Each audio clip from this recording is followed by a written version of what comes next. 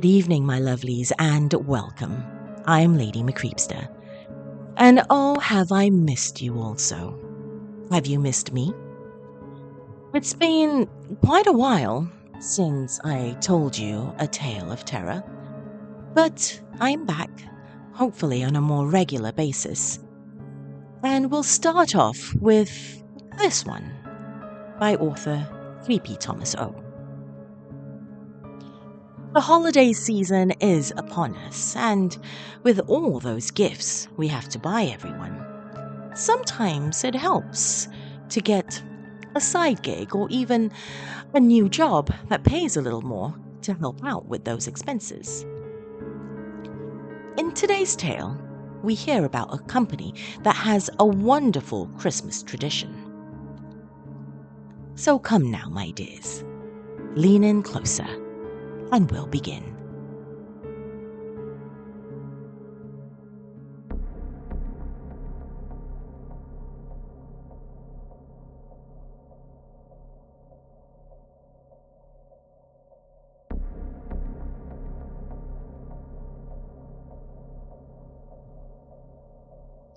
At my company's annual Christmas party, there's always a table full of presents. One of the presents is extra special. We just don't know which one. At this year's party, there were about 300 employees gathered in the event space on the first floor, far below the offices and boardrooms on the upper floors where the company typically does business. We'd all been led inside and instructed to pick one of the nicely wrapped gifts off the table. This was no different from the year before or any of the years before that.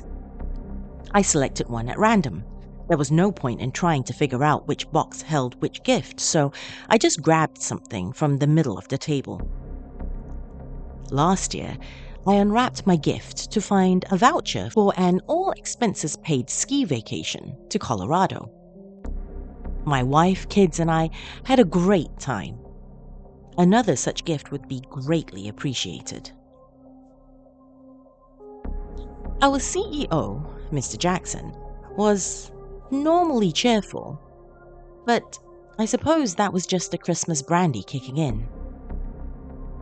As the happy holiday banter flitted across the room, he stood on a platform and held up his arms to silence the crowd, and then waited for the excited chatter to recede.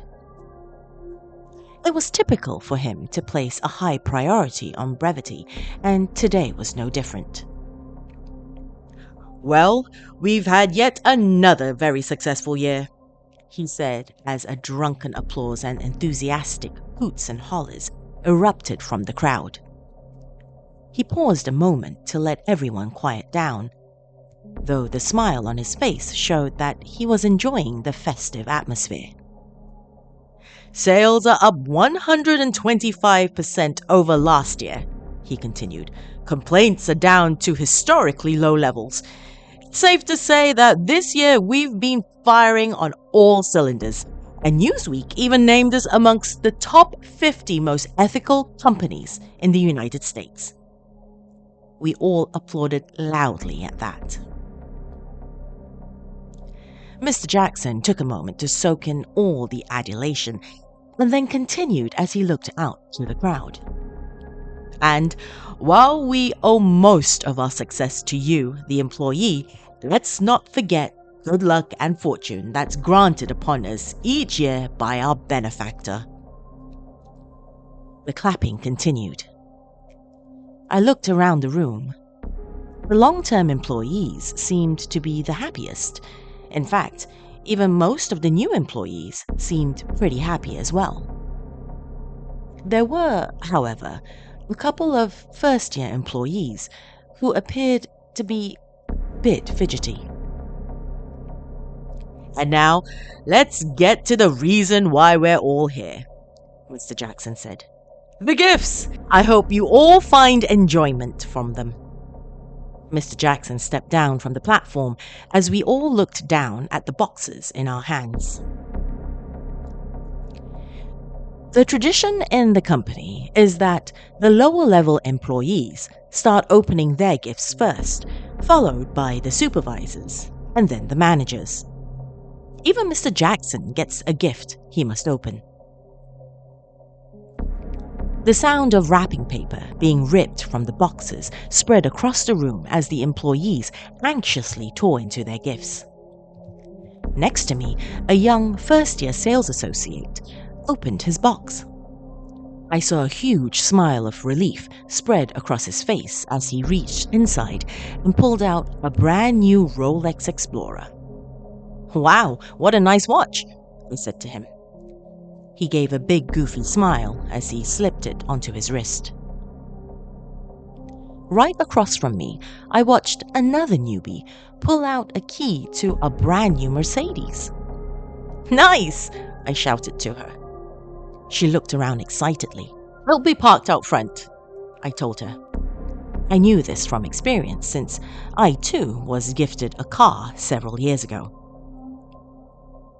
Soon, all the lower-level employees had opened their gifts, and the supervisors started in on theirs. I began to carefully unwrap mine. I'll admit that at that moment, I was scared.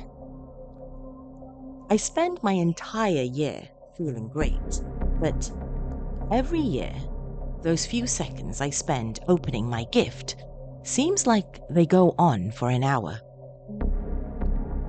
As I lifted the lid from the box, I was happy to find a stack of cash inside. Can't go wrong with cash, I thought. I flipped through the stack to get a quick estimate of its value. It was probably about $5,000. It was right about then that I heard someone scream. I turned around to see Shirley, one of my fellow supervisors, holding an empty box in one hand, and in the other, she held the plain rock we'd just pulled out of it. "No," she said. "This isn't the box I wanted. I wanted to get the one over there." She dropped her box and pointed to the lady who had been gifted the Mercedes. "But she grabbed it before I could get it." People around her shook their heads in disappointment. "Shirley," I said to her in a low tone, "try to be a little more dignified." Shirley dropped the rock. It clattered to the ground as those around her began to step back slowly. "No, I won't be more dignified. This isn't fair." I have to admit, I was a bit disappointed with Shirley's reaction. She'd worked there long enough to know better than to pitch a fit. Most who end up with the rock accept the situation graciously, and some even give a brief thank you speech while they're still able. Shirley? She was still complaining as she was jerked into the air by some unseen force. She levitated a few feet off the ground as her body began to smolder. Smoke spilled out from the neckline of her blouse. Her hair began singeing at its tips and then burned all the way down to her scalp. Her eyes burst open, splattering vitriol over her nearby co-workers. Dark smoke began spewing from her mouth as her body slowly turned into ash, with the effect starting at her feet and working its way up to her head. After a long minute, Shirley was no more than a pile of slag on the ground. I'm going to miss Shirley. It's true that she didn't handle herself in a dignified manner when it mattered most, but she was a friendly co-worker and damn good at her job. However, success and the finer things that accompany it don't come without some sort of sacrifice, and a sacrifice must be given every year. For those of you who worried about Shirley, don't be. Her husband and children will be well compensated for their loss. After all, the company is incredibly successful and has plenty of money to throw around. And with our powerful benefactor continuing to look out for us, we're destined to have yet another banner year. Anyway, if anyone's looking for a job, we have an opening at the supervisory level. Prior supervisory experience is helpful, but not absolutely essential. The job offers fantastic compensation, an unheard of benefits package, year-long perks, and of course, an absolutely killer annual Christmas party, which is not to be missed.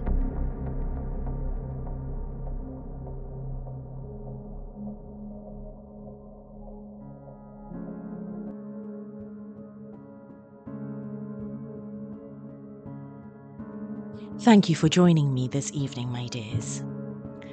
Before we leave, I'd like to thank my ever-loyal family on Patreon.